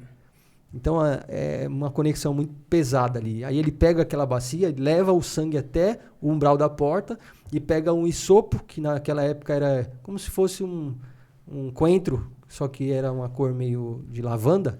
E aí você pega aquilo lá com cheiro de hortelã, maravilhoso aquilo. Então você pegava aquilo lá e fazia como se fosse uma esponja. Então você pegava aquilo, molhava no sangue e passava no umbral da porta. Aí vem um detalhe muito profundo. A Bíblia hebraica é escrita no hebraico quadrático. Então quando você faz a letra Tav, você precisa como se você passasse o sangue nas 3 partes da porta lá. E o sangue do lado esquerdo você faz tipo uma voltinha aqui. Você criaria a letra Tav. Se você quisesse fazer a letra Re, a letra Tav indica a sinal como se fosse um palehebraico, como se fosse uma cruz, e o número 400. Então, se eu fizesse dessa forma o sangue lá, porque eu quero fazer bem certinho, eu criaria a letra Tav. Eu não sou tão desse jeito igual o fulano, eu vou fazer na minha porta só reto mesmo. Se eu fizesse reto mesmo, seria a letra Re, que indica o número 8. E Jesus foi circuncidado no 8º dia. Se eu fizesse só a parte de cima e do lado direito, eu faria a letra Resh, que é a letra da herança, a cabeça, aquele que recebeu a herança que veio por parte de Deus. Se eu fizesse um pouquinho mais a parte de cima e o corte do lado direito, eu via a letra Dalet, que é a porta, o acesso. Jesus disse, Ani Dalet, eu sou a porta. Então, a forma como você fizesse, sendo só em cima e do lado, só ia apontar para ele o tempo todo. Então não importa o jeito que você colocaria. Não importa como você colocaria. Interessante aqui, desculpa te cortar, que é assim, né? As portas muitas vezes estavam escritas dos deuses egípcios, né? Para proteção, porque eles acreditavam que a proteção vinha dos deuses dele, né? Então você está pedindo para você o quê? Porque a gente sabe que muitos egípcios falou, não, peraí, eu quero... Vou junto. Não, peraí, não, eu vou correr. Imagina que eles tiveram que abrir mão da cultura deles. Eles tiveram que abrir mão dos deuses dele e lá na porta dele que tem e colocar o sangue de Cristo sobre todos os deuses. Exatamente. Ou seja, para seguir a Deus não existe uma forma diferente. Você tem que abrir mão dos outros deuses. E muitas vezes seu outro deus pode ser dinheiro, pode ser outros pecados, uma ideia, uma paixão que você ama mais que a Deus. Porque Deus não vai dividir a glória dele, o amor dele com ninguém. A fama. A fama. Às vezes tem que deixar a fama. Você pode ver que a gente tá numa geração que muitos famosos estão literalmente largando a fama para viver. Ou seja, Às você vezes, tem às que... vezes é o filho, né? Uma mãe, um pai que idolatra o filho e por aí Sim. vai, né? Então, Não tem como seguir a Deus com o coração corrompido. não se pode Não servir existe. a dois senhores. Não se pode. E é muito interessante você falar dessa forma, porque você descobre assim, por mais que eu seja ousado demais para falar, não quero saber de Deus, eu tenho autossuficiência para querer minhas coisas, mas Deus fala assim, ó, você vai pegar algo que eu construí antes de você chegar. Por quê? Porque lá em Gênesis 1 vai dizer que os animais foram feitos antes do homem ser feito. Então, quando ele fala, procura um cordeiro ou um carneiro, um cabrito, ele está querendo dizer para nós, literalmente, tudo que você precisa para que haja libertação, para que haja o cuidado que eu tenho sobre você, não veio porque você é bom o suficiente, é porque eu já tinha planejado antes. Então, não tem como eu falar que eu sou autossuficiente ao ponto de, não, eu me estabeleci por causa da minha inteligência, porque eu sou muito bom naquilo que eu faço, então eu consegui ter o emprego que eu tenho hoje ou a condição financeira que eu tenho hoje. Antes de você chegar, o dinheiro já estava lá. Antes de você chegar, já estava tudo pronto. Nós conversamos isso essa semana, né? Que todos os outros deuses, né? Você tem servir, aí você troca com ele alguma coisa. Ó, vou fazer, se você fizer tal coisa por mim, né? E Deus não, Deus já deu. Tá aqui. Nós só temos que pegar. Porque ele nos serve. Serve, então, o cristianismo, eu acho que a Bíblia se resume bem em servir. Cristo foi o maior exemplo de serviço. Né? E nós temos, é nosso papel, servir. Acho que como cristão, como a Páscoa, como símbolo, é o serviço, é servir. Né? E isso eu acho que resume a vontade de Deus para nós. Agora eu quero pegar um gancho aqui para vocês dois, perguntar o seguinte, vamos lá, nós estamos na época da Páscoa. Essa época, por níveis, né? Porque aqui tem um nível máximo de conhecimento, né? Bíblico. O cara tá lá, sabe aquele... Vídeo de sódio. Vídeo de revelação, homem. Aí depois vem nós, meros mortais. Exato. E existem pessoas... Nós estamos brincando. E tem pessoas que não têm o conhecimento que ele tem, não tem o conhecimento de outras pessoas, tem um conhecimento ali... Né? Pode ser eu. Sim. Tem pessoas que nunca ouviram falar, tem níveis de conhecimento sobre a Páscoa. Especificamente vamos falar sobre a Páscoa. Só que tem muitas culturas. Você falou uma coisa interessante, que Deus ele dá a revelação para o líder maior, então eu vejo muito sentido nisso. E muitas pessoas, por exemplo, os católicos, eles pegam essa semana, na verdade, lá da quarta-feira de cinzas até o domingo passado, que foi o domingo de Ramos, eles fazem aquele tempo de quaresma. Eu já fui muito católico, já fiz muito isso. Então eles têm essa cultura deles. Outras religiões, outras denominações de igrejas evangélicas têm as suas culturas e tal. Mas eu vejo muito assim, que as pessoas, elas seguem homens. Eu vejo que as pessoas, elas acabam ouvindo e aprendendo mais ou menos aquilo lá que você está falando, né? Não observa muito bem se é um Cristo perfeito, né?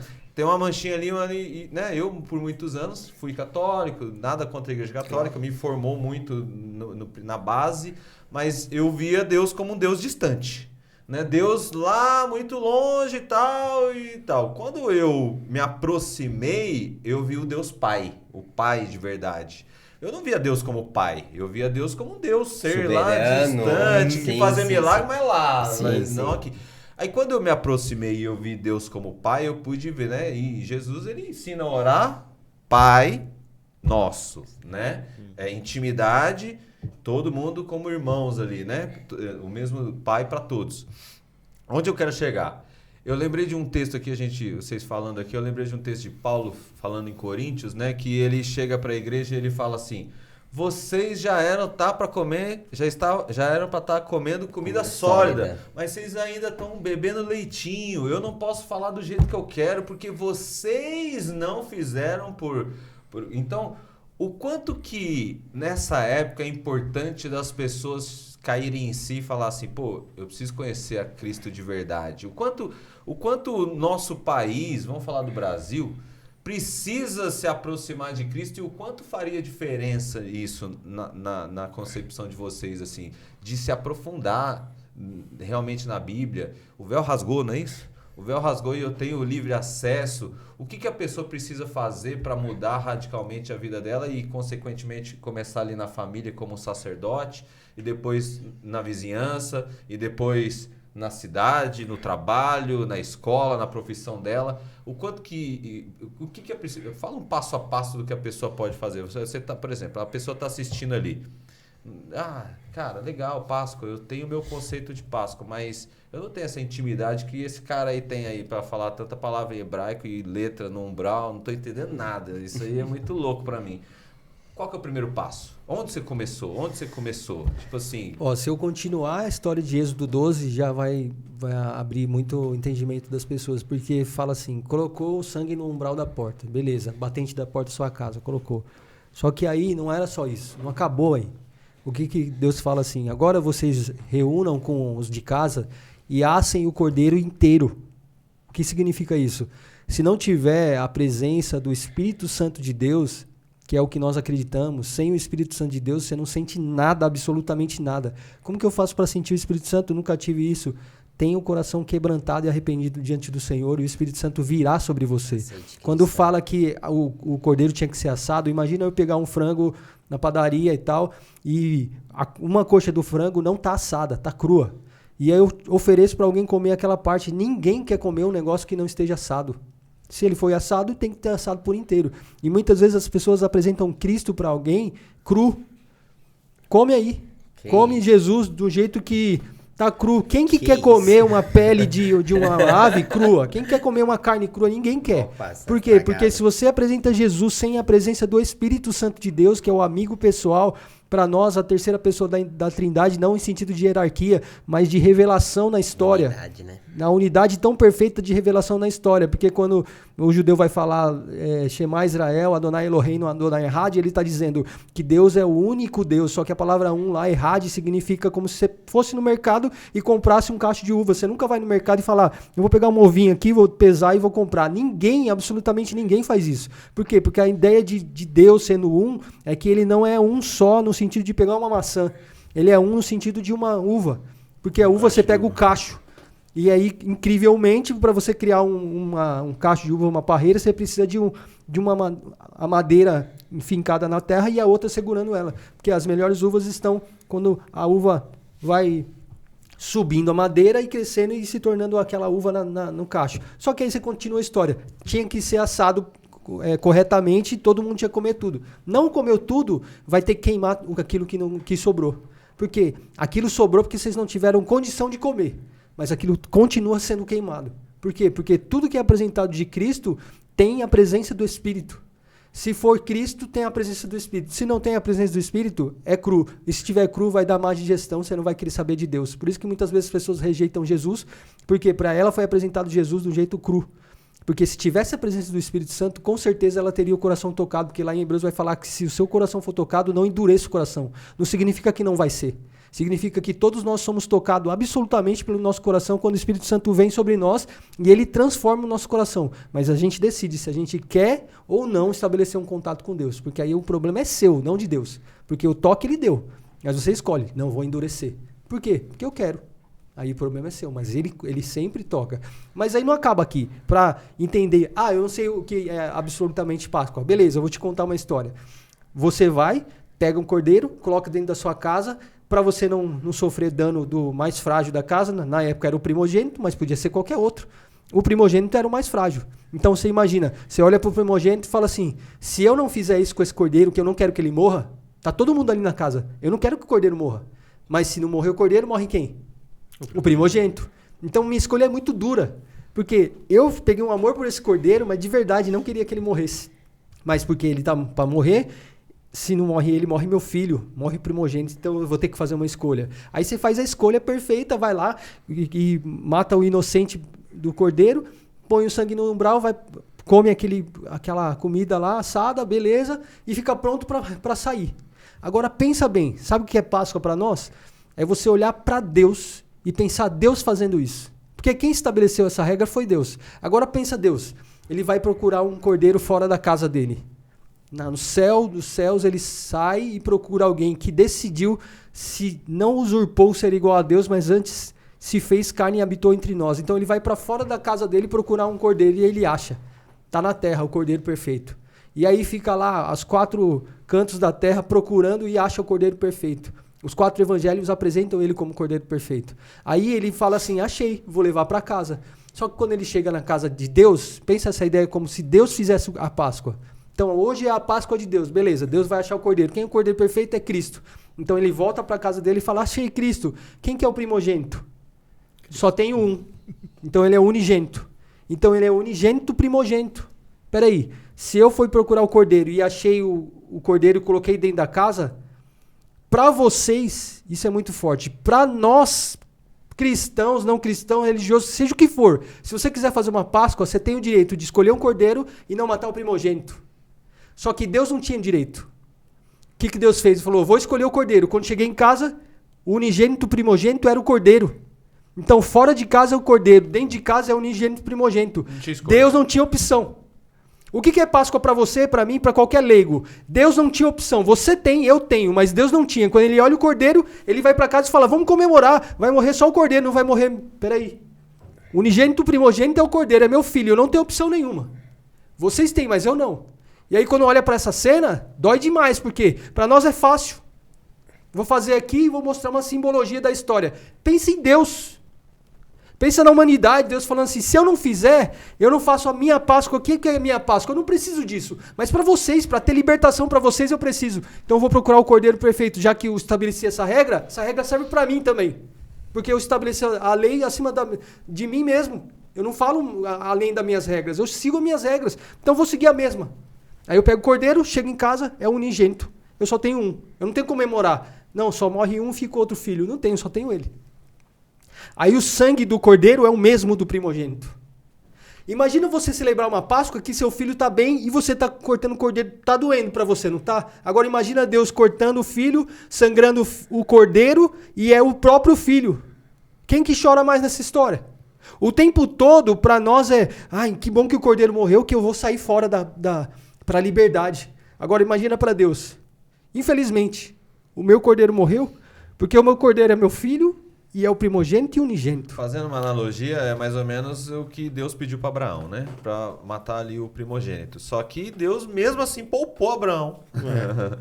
Ele poupou Abraão no último instante. Fé, né? E aí, sacrificou ali o cordeiro. E volta àquilo que eu mencionei. Servir. Deus serviu primeiro. Ele serviu primeiro. Então, acho que a vida cristã é servir. A gente tem que servir. Temos que Deus sobre todas as coisas, nosso próximo. E temos que servir. Porque ele serviu primeiro. Ele deu exemplo. Deus quando escolheu... não. Ele não teve a opção de escolher. Quando ele pegou o cordeiro, cara, é o cordeiro. É meu filho.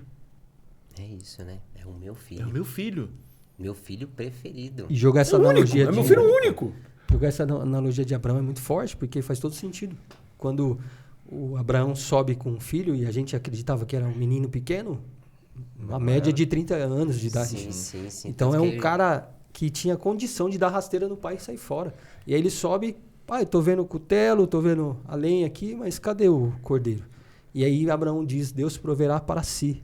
É como se ele tivesse Deus e Eru. Ele vai prover o cordeiro. Só que ele sobe lá em cima, a cidade de Xalém. Então ele diz que aquele lugar é Jerusalém. E aí naquele lugar, quando ele sobe e vê aquela cena, ele vai fazer aquele processo com o filho, só que ele tinha que convencer Isaac. Isaac é o motivo do meu sorriso, em hebraico. Então quando eu chego numa situação de desgaste, que eu não tenho mais chance, eu falo assim, será que eu tenho coragem de sacrificar o motivo do meu sorriso? Motivo do meu sorriso. Por amor a Deus? Eu tenho coragem de sacrificar o motivo do meu sorriso por amor a Deus? Quando eu chego em casa, quando a gente olha nossos filhos. Motivo do meu sorriso. Vou idolatrar de novo meu filho ou vou ter coragem de sacrificar ao ponto de falar assim, não é meu, é de Deus. Então faça o que o senhor quiser. Aí para não ofertar o meu filho. Aí quando chega para ofertar, ele fala assim, ele já ancião, como que ele ia fazer aquilo? Então ele convence com palavras. E o evangelho é convencimento através da pregação da palavra. Uma conversa dessa pode gerar um convencimento no coração simplesmente porque foi falado. Em nome de Jesus. Então, quando ele chega no Isaac e fala assim, ele olha para aquela cena e os historiadores que colocam isso, o Flávio José coloca isso no livro dele, que ele fala assim, eu poderia te perder para os animais, eu poderia te perder para as bestas feras, para doença, para grandes desastres, mas eu prefiro te perder para o eterno, você aceita? E aí Isaac se convence e fala assim, se for para sacrificar por amor a Deus, sim. E aí ele permite ser amarrado. Porque você está falando de um homem de 30 anos de idade com um pai ancião. Esse cara podia dar uma rasteira e um pai sair andando. Ele decidiu falar, por palavras ele foi convencido. Ó, Deus me falou que eu tenho que fazer isso, então eu posso te perder para tudo, mas eu prefiro te perder para Deus. Você aceita? Cara, que forte isso. E ele fala assim, pode me amarrar. Então quando ele amarra e o pai vai tomar distância para pegar aquela ferramenta de corte e ficar Que no devia coração... estar pesando uns 200 quilos aquilo. Porque aquilo, além de Ou ser mais. difícil, você estava falando de um homem de aparentemente 30 anos de idade com estrutura óssea forte. Então você está falando que ali ele ia ter que fazer uma força violenta para fazer aquilo. Quando ele decide levantar a mão, Deus fala assim, não, já está tudo certo. Você já fez aquilo que precisava. Por quê? Porque a gente precisa fazer o sacrifício primeiro aqui, ó, aqui. Porque se você faz aqui, para Deus já está suficiente. Já está suficiente. Aí ele olha e acha, não um cordeiro. Ele encontra o carneiro no arbusto. Gente, se você pesquisar um Google rápido, você vai achar assim, nunca que um carneiro fica preso no arbusto. Sabe por quê? Porque o carneiro é obstinado. Se ele estiver preso no arbusto, ele arranca braço, pata, ele rasga o corpo, mas ele não fica preso em absolutamente nada. Você já viu um carneiro ficar quietinho, quando você finge que vai mexer com ele, ele não vai pra cima de você. O carneiro morre e fica batendo, querendo te bater sem parar. Por quê? Porque ele é obstinado. E por que foi colocado o carneiro e não o cordeiro? Porque ele estava falando assim, esse carneiro também aponta para Cristo. Por quê? Porque Cristo se entregou. Tipo assim, como que você vê um carneiro amarrado, preso no arbusto? Preso no arbusto voluntariamente. Fala assim, ter, né? Isso é impossível. É o próprio Cristo. Sendo Deus, ele fala assim, não, pode me prender. Aí os caras falam assim, não, eu vim prender Jesus. Eu sou. Os caras caem. Um monte de soldado romano gigante, os caras grandes, fortes. Imagina cara forte, chega pra mim. Eu tô procurando Jesus. Eu sou. Os caras caem no chão. Quando que esse cara vai levantar e fala assim, vou te prender?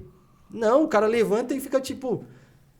Eu não sei o que você fez, mas de alguma forma eu tenho que te amarrar. Mas eu tô vendo que eu não tenho como te amarrar. Porque você é tão forte que não tem como. É um carneiro preso no arbusto. Resumidamente, a gente traz, então, o entendimento que...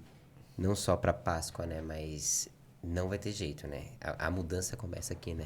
Porque o sacrifício, muitas vezes, aqui, qual que é o seu sacrifício? Você levantar cedo, você ler a palavra, você se entregar para Cristo, você ir para a igreja, você não errar mais, ter a opção de acertar. Esse é tudo por isso que ele traz. A mudança primeiro, que eu preciso, seu primeiro sacrifício é a tua mudança aqui. E aí, assim que a sua mudança aqui, você se colocar à disposição de mudar aqui, eu chego, eu entro, tem aqui. Agora, pensou em mudar aí, aceitou mudar, tem aqui, já tem um sacrifício, já tem um caminho, agora você aceita, eu vou entrar no jogo, tem a Trindade para te apoiar, a sua mudança vai acontecer e você vai viver o processo. E aí, até quando você entende isso, aí você entende a Páscoa. E aí você vai entender com profundidade, em sentimento, em coração, quando você coloca todos os detalhes da Páscoa que é possível sentir, o que Deus fez por nós. Porque se não conseguir colocar de maneira, assim, não só simplesmente contextualizada, mas no sentido que a gente sente mesmo de verdade, tudo que foi feito, que a mudança começou aqui, que é eu entender, o Senhor é o meu Deus, o Senhor é o meu Salvador. A partir daqui eu entrego a minha vida. Primeira mudança, segunda mudança. Eu tenho que amar a Ele, depois eu tenho que amar ao próximo. Cara, Deus ele eleva o nível dos mandamentos, Cristo eleva o nível do mandamento ao mais alto patamar de todos. Porque assim, como é que eu vou viver sem amar o próximo? Como a mim mesmo. Como é? Não dá mais, porque amar ao próximo é cuidar, é se colocar a serviço, é estar à disposição, é não falar mal. Se você leva assim, então assim, a mudança começa aqui, aí depois você consegue perceber tudo que Deus fez. É perfeito, o sacrifício é perfeito, tudo que Ele faz por nós todos os dias, o plano do Senhor é perfeito. Aí você começa a viver isso. Aí você começa a viver o quê? Deus nos detalhes, né? Aí todo dia você levanta de manhã, isso aqui foi Deus. Isso aqui foi Deus. Aí muita gente de fora não entende. Por que você dá tanto glória a Deus? Aqui é um momento como nós, oramos aqui agora há pouco. Por Deus, porque isso aqui também tem glória de Deus aqui. E aí você Dele, começa... por ele, para ele. São todas as coisas. E é justamente por isso. Por quê? Porque a partir daquele momento que você aceitou, você mudou, você entendeu o sacrifício, você fala assim... Aí você entende.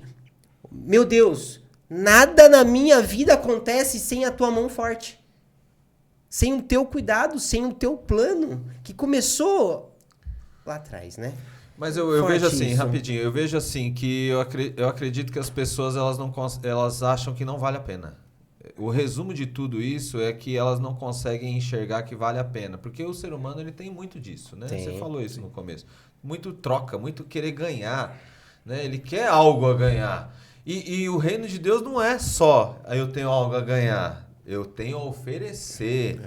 E o ganhar vai vir.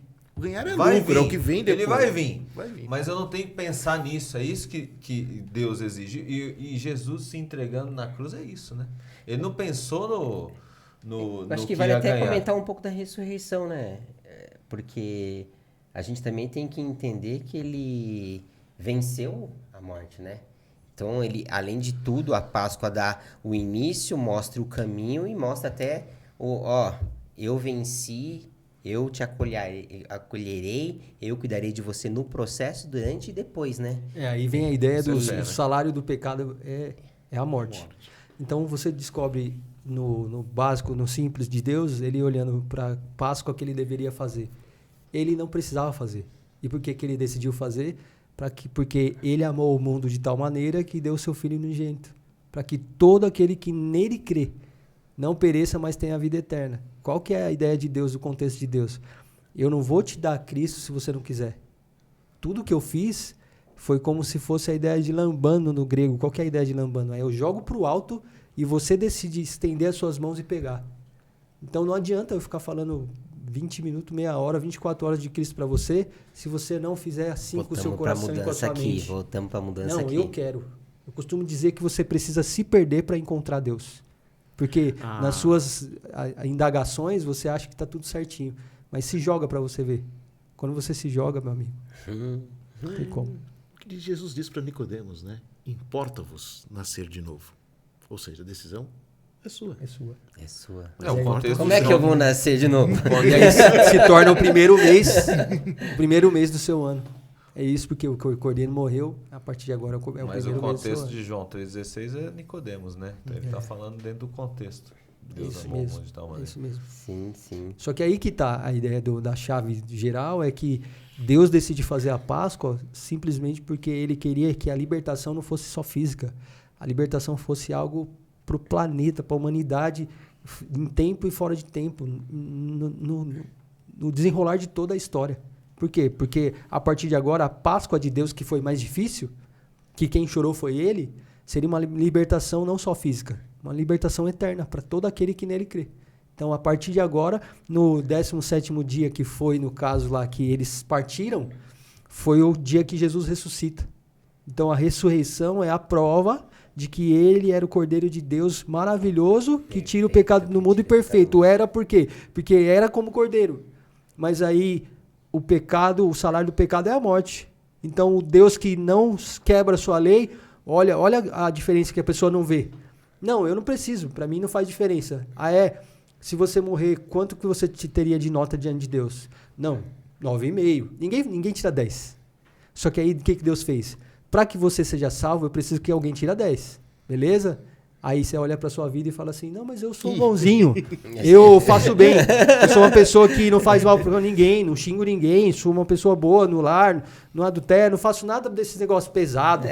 Tô tranquilo. Tô tranquilo, mas fala para mim, você tiraria 10 diante de Deus? Aí você olha para sua vida, pode julgar a si mesmo, você vai falar assim, 10, eu tiro 10, 9,9. Ninguém 10, teria 10, essa coragem. 10. Ninguém teria essa coragem. Só que aí vem Deus e fala assim, fica tranquilo, porque quem tira 10 eu já considerei aprovado, você só precisa acreditar. Então, aonde está a dificuldade de você? Pela graça sois salvos. Aonde está a dificuldade de você entender esse objetivo todo, essa história toda, essa situação toda, que quem sofreu não foi você, foi Deus, e você se constranger a partir desse ponto. Porque quando você olha na Arca da Aliança, tinha uma arca gigante lá, com um tampo da arca era de ouro batido, ouro puro. Você tinha que bater no ouro até ela formar tudo aquilo que ela formou. Por quê? Qual que era a consideração? Na Arca da Aliança, naquela parte do tampo da arca, que era colocado no Santo dos Santos, lá, que era um lugar que tinha um véu gigante, que foi quando Jesus morre na cruz e o véu rasga, você conseguia ver aquela arca ali. E a ideia da arca, a parte de cima dela, é um verbo que dá a ideia de que é como se um rei estivesse indignado, e o outro rei, para tirar aquela indignação de dor, ele leva um presente para o rei, e aí o rei aceita o presente. Essa é a ideia daquela arca lá que estava aquele tampo em cima, para não ficar falando termos hebraicos aqui, aquele tampo de cima tinha um nome que significava exatamente isso. Isso aqui significa que um rei irado precisa receber um presente para que ele perca essa ira contra o outro e não faça guerra. Aí, esse rei irado é o próprio Deus. Aí ele faz lá aquele ritual todo e quem sofre é ele. Aí ele fala assim, vamos fazer o seguinte, eu vou mandar meu filho para dar de presente para a humanidade, e aí se ele tirar nota 10, eu recebo ele de presente e a humanidade vai estar livre de todo o mal dela. Para sempre, vai ser eterno esse benefício. Beleza? Beleza. Aí o filho vai, mesmo sendo Deus, não usurpou ser igual a Deus, vem como carne. E aí ele prova. Aleluia. Jesus prova ser Deus não só como uma divindade espiritual, mas ele prova ser Deus como homem. Porque desde o primeiro dia de vida até o último, ele provou que ele podia ser Deus e provou ser Deus em cada detalhe. Então, Jesus não provou ser Deus só morrendo. Jesus provou ser Deus vivendo. Muito Isso é absurdo, porque todos nós vivemos e sempre temos um deslize na vida. Uma mentirinha, um erro, um desgaste com alguém. Sim. Só que Jesus não. Cada ano que passava, esse cara tirou nota 10 esse ano. Vamos ver o outro ano. Tirou nota 10. Mesmo Cara, de Deus. 12 anos de idade já sabendo quem era. Até os 30, 18 anos se passam. Uma pomba para eclodir o ovo demora 18 semanas. E aí Jesus, quando chega com 30 anos, a pomba vem sobre ele. Cara, é um absurdo. É como se Deus estivesse dizendo assim, esse aqui é o único que provou ser Deus sendo homem. Uma coisa é você falar que é Deus. Outra coisa é você se fazer sem armas, sem toda a sua... aquela guerra, né? Aquela coisa de ter, eu tenho fuzil, eu tenho a bomba atômica, eu tenho tudo. Tira tudo de mim. E eu provo para você que eu continuo sendo tão forte quanto todo o armamento que eu tinha de guerra. Jesus provou ser esse cara totalmente forte, porque o tempo todo que batiam nele, que cuspiam nele, que fazia tudo contra ele, ele continuava mostrando que ele era a divindade perfeita. E perdoando. Perdoando. 70 vezes 7 ele falou para Pedro. Perdoando. 70 vezes 7, quando você faz a gemátria hebraico, para quem não conhece, gemátria é quando você pega uma letra e ela tem ela significa um número. Então, por exemplo, a letra da cruz, que é a letra Tav, ela indica o número 400. Aí vem a ideia lá, quando você pega normalmente as Bíblias, tanto a católica quanto a protestante, você vê lá que tinha 4 folhas em branco que tinha lá de Malaquias até Mateus, porque era o interlúdio, era o tempo assim, Deus não falou nada. Intertestamentário, o que significa isso? O Tav. Por quê? Porque foi a essência de Deus ali que foi marcado na história. Porque a cruz viria depois dos 400, e 400 é equivalente à letra Tav. Então, na gemátria, aí quando você pensa nessa ideia de gemátria, você faz a conta quando Jesus fala, não, Pedro, não tem que perdoar 7 vezes, tem que perdoar 70 vezes 7. Quando você faz 70 vezes 7, dá 490. Se você escreve Beit Lehem, que é a casa do pão, Belém, da onde ele nasceu, vem da ideia dos 70 vezes 7. O que significa literalmente a ideia de perdoa 70 vezes 7, tem que perdoar 490 vezes por dia? Não, eu tenho que perdoar até entender o que Cristo fez por mim, porque é o perdão absoluto. Quando eu entendo o que ele fez, é constrangedor, porque Deus se deu de presente para ele mesmo e aceitou o presente para que eu tivesse o benefício. Quem sou eu na fila do pão? É forte, mas nós vamos ter que acabar, Eric. Não vamos ter que ter episódio 2, 3, 4. Cara, não tem jeito, cara. É muito rápido. Você tá de brincadeira. Não tem jeito. Então eu vou pedir para vocês deixar a mensagem final. Se vocês quiserem ficar à vontade de olhar para a câmera, deixar uma mensagem final, a essência da Páscoa para quem está nos assistindo aí. Bom, como eu havia mencionado, eu acho que é servir, né? E importa-nos nascer de novo, entender que Cristo é o centro de tudo, Cristo é o caminho, importa-nos nascer de novo. Essa é a mensagem que eu deixo. Maravilha. Eu queria remeter à ideia quando Cristo morreu na cruz, o véu do templo se rasgou. Que véu foi esse aí? É um véu que era muito grosso, muito grosso. E aí abre aquele véu de cima a baixo. E quando abre esse véu de cima a baixo, aquilo que estava escondido é exposto. Só que quando a gente vai lá para Gênesis 1, a gente vê o processo do desenrolar de Deus, ele fala que ele criou um jardim e colocou uma árvore que era a árvore da vida no meio do jardim. Estava ali. Só que a árvore, ela é fixa. Você coloca ela ali, ela fica, ela não sai andando. Ela não anda para lugar nenhum.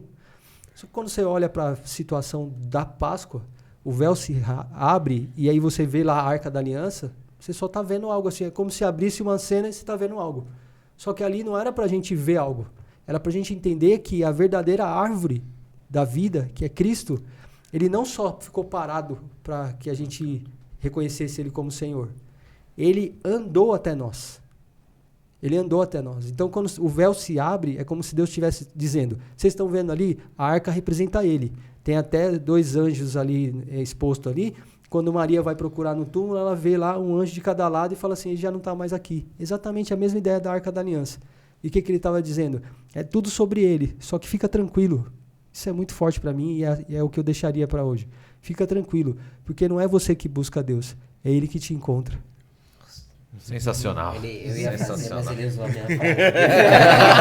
Eu ia falar que ele falou Não, falar depois dele é melhor nem falar. Melhor nem falar. Vamos acertar a ordem na próxima, por favor? Mentira dessa. A próxima vez a gente fala, a gente Pelo fala. amor de Deus. Ô, que é isso? Foi no ápice. Maravilha. Obrigado, Williams. Obrigado mesmo. Eu agradeço. Vou chamar você de novo aqui. Alan, obrigado. Obrigado demais. Obrigado, Querido, Hélio. Sensacional o agradeço, programa hoje. Sempre um prazer, um privilégio, né? E eu agradeço muito a Deus por separar momentos como esse, que a gente possa glorificar o nome dele. E não é uma mensagem tão elaborada contra dele, mas é importante falar que muitas vezes a gente precisa realizar um sacrifício na nossa vida para que possamos viver o melhor dela. Amém. É isso É aí. isso. É isso. Obrigado você que estava até aqui assistindo a gente. Compartilha aí com alguém que você quer levar a mensagem de Cristo. Eu tenho certeza que as pessoas serão impactadas. E aí Boa. nós somos aqui todos filhos de Deus, maravilhosos. Glória a Deus. E nós pedimos para você respeite a história de Jesus. É isso. Amém.